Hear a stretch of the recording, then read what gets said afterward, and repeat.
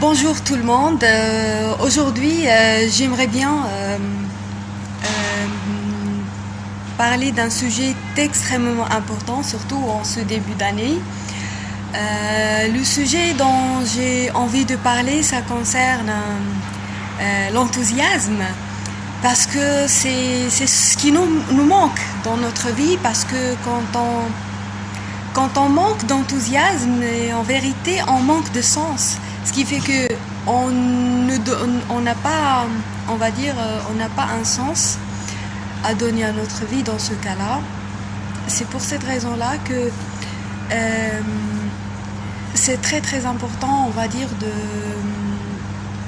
c'est très important de se concentrer sur l'enthousiasme et aussi de le prendre en considération quand on fait, on va dire, des nouveaux objectifs, comme maintenant, en ce début d'année.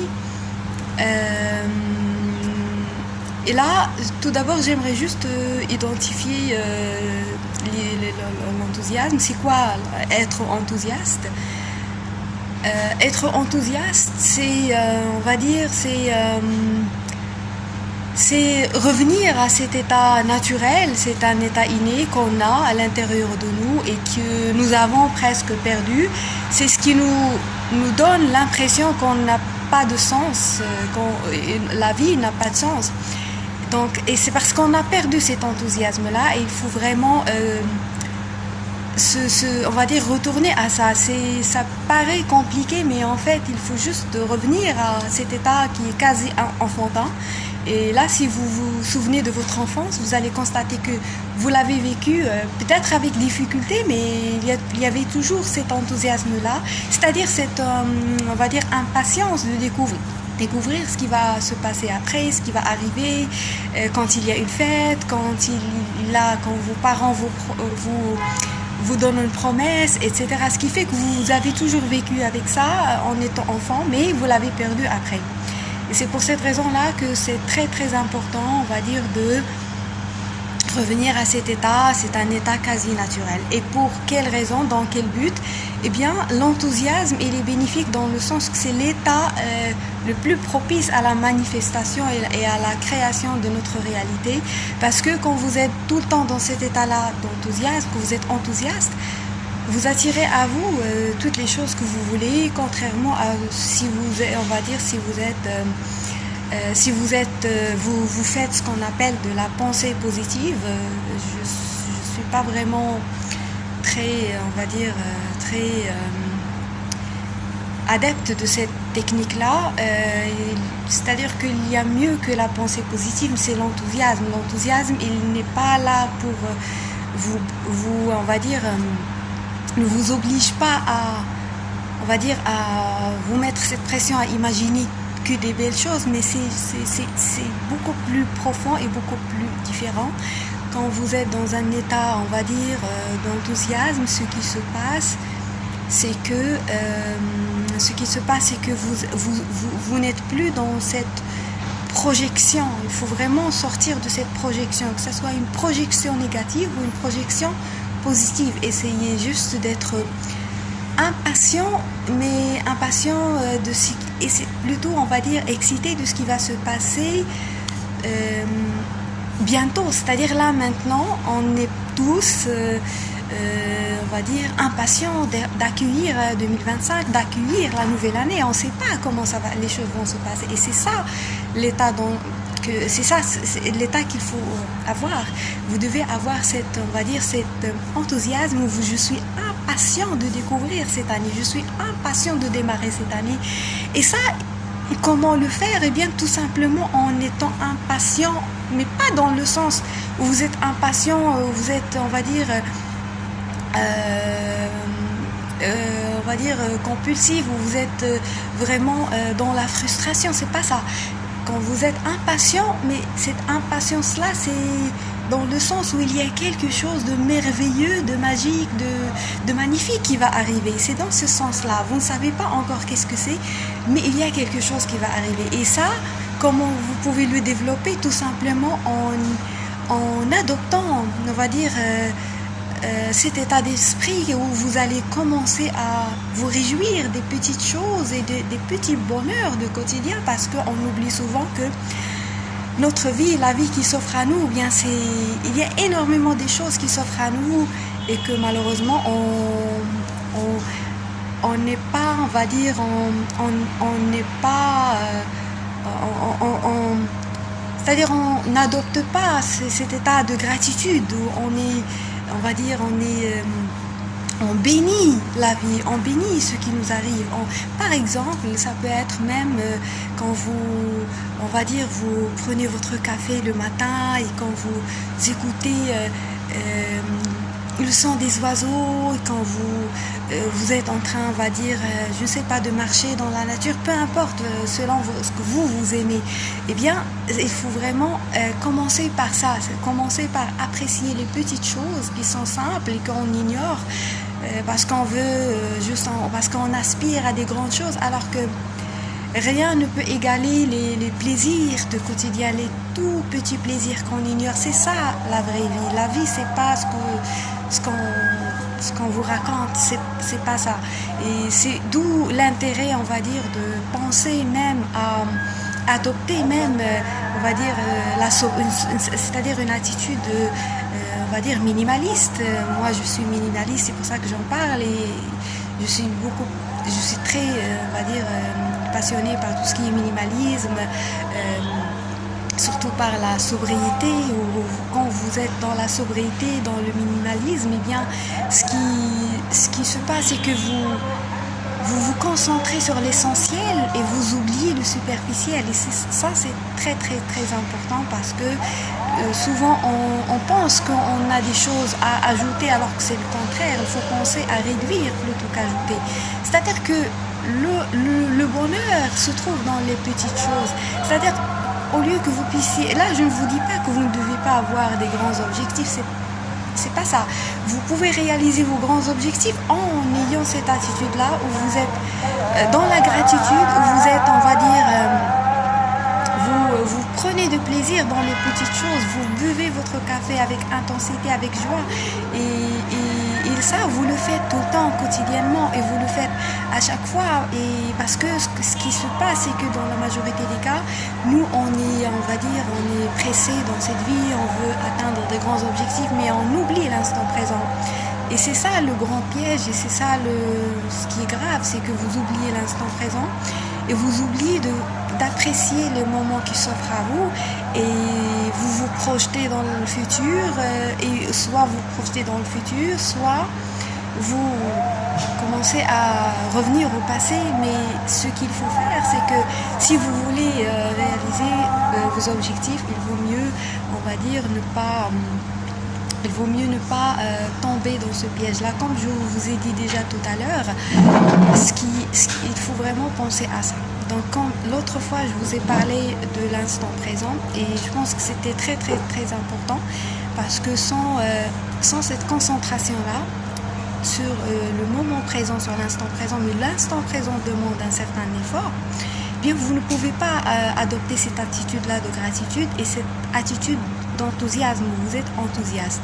Ce qui fait que quand vous sortez de l'instant présent, c'est pas le fait d'oublier ses responsabilités, comme je l'ai déjà dit, c'est le contraire. Plus vous êtes dans l'instant présent, plus vous êtes responsable. C'est le contraire de ce qui est déjà véhiculé.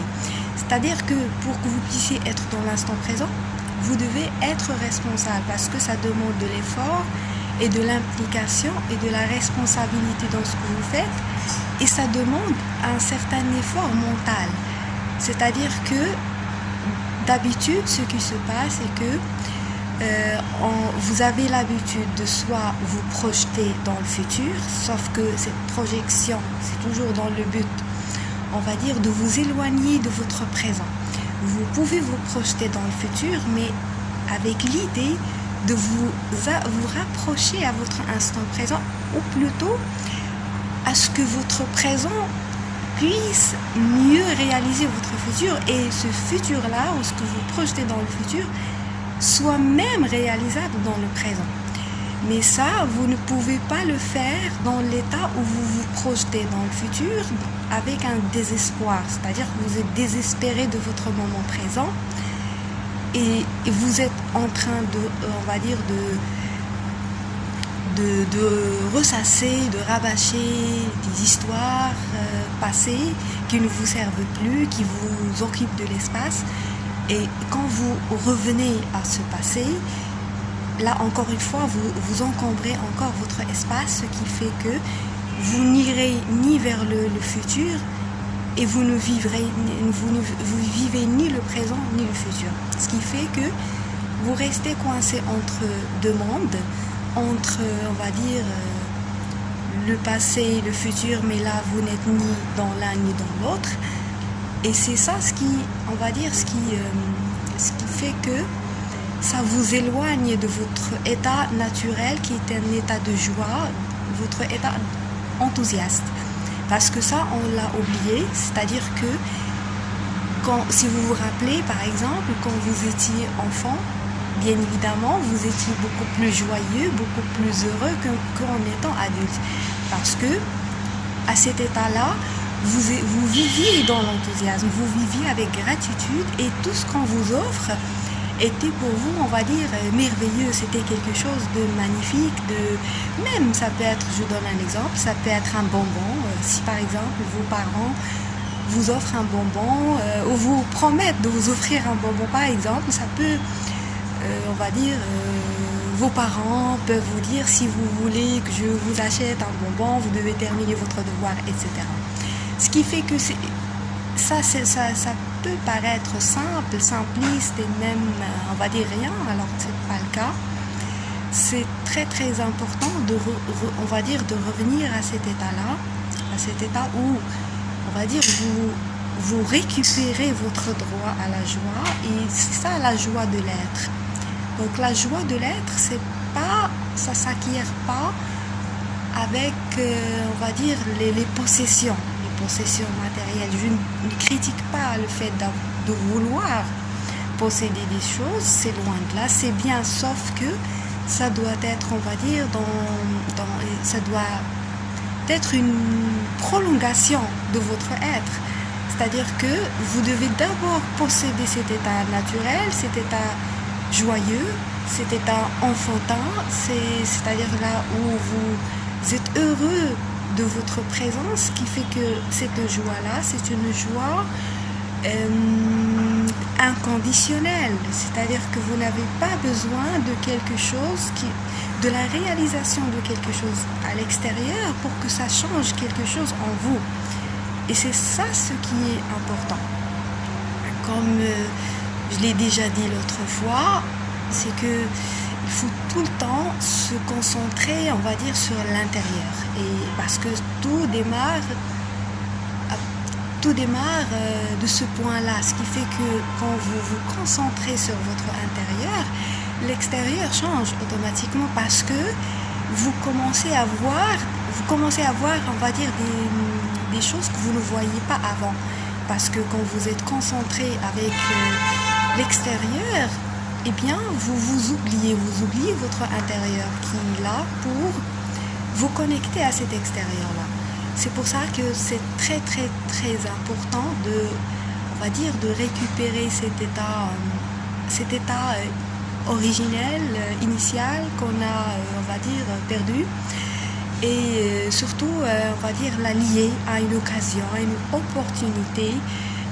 Surtout, on va commencer une nouvelle année et cette année-là nous donne cette chance, la chance on va dire, d'être impatient, savoir ce qui va se passer parce qu'on ne sait pas ce qui va se passer. Et c'est ça ce qui est merveilleux, ce qui fait que vous devez être impatient de découvrir les magnifiques choses qui vont se passer.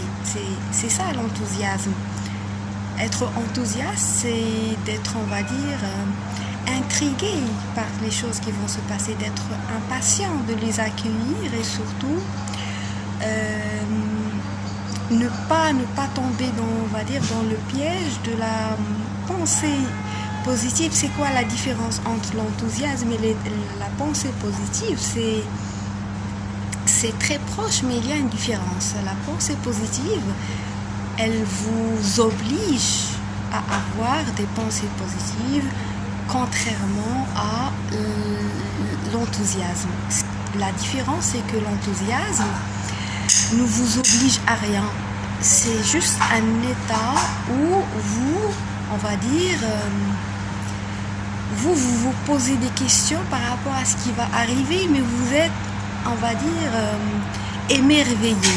C'est ça le mot-clé, c'est l'émerveillement. Vous êtes émerveillé de ce qui va suivre, de ce qui va se passer de merveilleux. Par contre, la pensée positive, elle vous conditionne, elle vous oblige à avoir des pensées positives, ce qui est un petit peu, on va dire, compliqué. Parce que quand vous tombez dans ce piège-là de la pensée positive, vous essayez en fait de vous obliger ou plutôt d'essayer de combattre les idées négatives, et là vous tombez dans la résistance. Et quand la résistance se crée, eh bien les choses se passent contre ce que vous voulez. Donc vous tombez dans la résistance, donc automatiquement vous n'êtes plus dans les idées positives, mais les choses vont se transformer négativement. C'est pour cette raison-là que moi, je vous conseille ou je vous propose de ne pas, on va dire, ne pas vous fier à la pensée positive, mais à plutôt adopter l'enthousiasme. Et d'être enthousiaste, c'est d'être émerveillé et de le faire constamment, dans le sens où vous devez être émerveillé, on va dire, ça peut être, je ne sais pas, ça peut être le soleil qui se lève, ça peut être le moment où vous buvez votre café, ça peut être dans une promenade. C'est-à-dire que ça doit s'expérimenter dans les petits moments de quotidien que vous ignorez d'habitude, et que ces moments-là, c'est des moments d'exercice. C'est parce que c'est ça le vrai bonheur, c'est quand vous faites les choses consciemment et vous êtes présent. Ce qui est important, c'est la présence et pas ce que l'extérieur vous offre, parce que l'extérieur peut vous offrir des choses, mais sans présence, si vous n'êtes pas présent, vous ne pouvez en aucun cas vous satisfaire de ce qu'il s'offre à vous. Et c'est ça la clé. La clé, c'est quand vous, on va dire, vous donnez de l'importance aux petites choses, afin que vous puissiez apprécier les grandes choses une fois ces choses arrivent. Et le jour où ces choses-là arrivent, vous n'aurez plus, on va dire, vous ne serez plus attaché à elles, parce que vous avez en quelque sorte, on va dire, vécu, plutôt apprécié les petites choses à l'avance, et que les grandes choses, ce n'est juste qu'une prolongation de votre état initial. Et c'est très important de commencer cette année-là avec l'enthousiasme. Et moi je ferai pareil, et j'espère que vous puissiez également commencer cette année-là avec cet état d'émerveillement, d'enthousiasme, et que vous puissiez également l'adopter dans votre vie ordinaire et quotidienne. J'espère que ce que je vous explique est clair, parce que d'après ce que je vois, d'après ce qu'on me dit, c'est que ce que je partage avec vous n'est pas assez clair. Je comprends que c'est ça, je pense que c'est clair ce que j'ai dit aujourd'hui, mais je sais très bien qu'il y a des concepts qui ne sont pas clairs. Je vous ai déjà parlé j'ai déjà abordé certains sujets qui manquent de clarté. C'est pas que ça manque de clarté, c'est juste que, on va dire que je n'ai pas envie de tomber dans ce piège où je vais, on va dire, simplifier les choses pour qu'elles perdent leur sens originel, parce que je sais que ce que je partage parfois peut être abstrait. C'est pas vraiment de l'abstrait. Vous devez vraiment être initié à certains sujets pour que vous puissiez les suivre et les comprendre. Tout ce que je partage avec vous, eh bien, ça, on va dire, s'inspire de la physique quantique, s'inspire, on va dire, c'est beaucoup plus profond que ce que vous avez l'habitude d'entendre, comme le développement personnel, le coaching et tout ce que vous connaissez déjà sur ce sujet-là. C'est ce que je fais, mais c'est pas vraiment... moi, je n'ai pas envie on va dire, de tomber dans ce piège-là où je vais donner vous donner des solutions, faites ceci, faites cela, vous aurez ceci, vous aurez cela. Non, c'est pas ça ce que moi je fais. Ce qui fait que je comprends très bien que certaines choses sont compliquées, mais c'est-à-dire que c'est aussi pour que mon message puisse, on va dire, être adressé qu'aux personnes concernées. C'est-à-dire qu'il y a des personnes qui ne sont pas encore prêtes pour entendre certaines choses qui peuvent parfois être choquantes, bouleversantes. C'est-à-dire que ça, c'est voulu. C'est-à-dire que quand j'utilise des termes compliqués, ou quand je tombe dans l'abstrait ou l'abstraction, quand on va dire,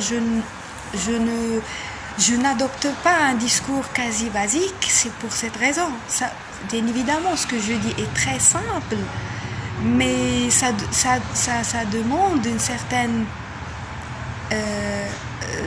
certaine compréhension avec une certaine profondeur d'analyse où vous ne verrez plus les choses dans leur, on va dire, dans leur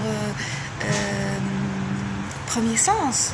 C'est-à-dire que vous devez vraiment vous débarrasser de ça et d'essayer d'analyser les choses autrement et ne pas juste vous concentrer sur les mots et essayer aussi d'être, on va dire, de sortir de cette, on va dire, de cette interprétation primaire où vous interprétez les choses, on va dire, à la lettre. Ça, c'est très important. Donc, j'espère que ce que j'ai partagé avec vous aujourd'hui sur l'enthousiasme vous a plu et je vous donne rendez-vous très bientôt.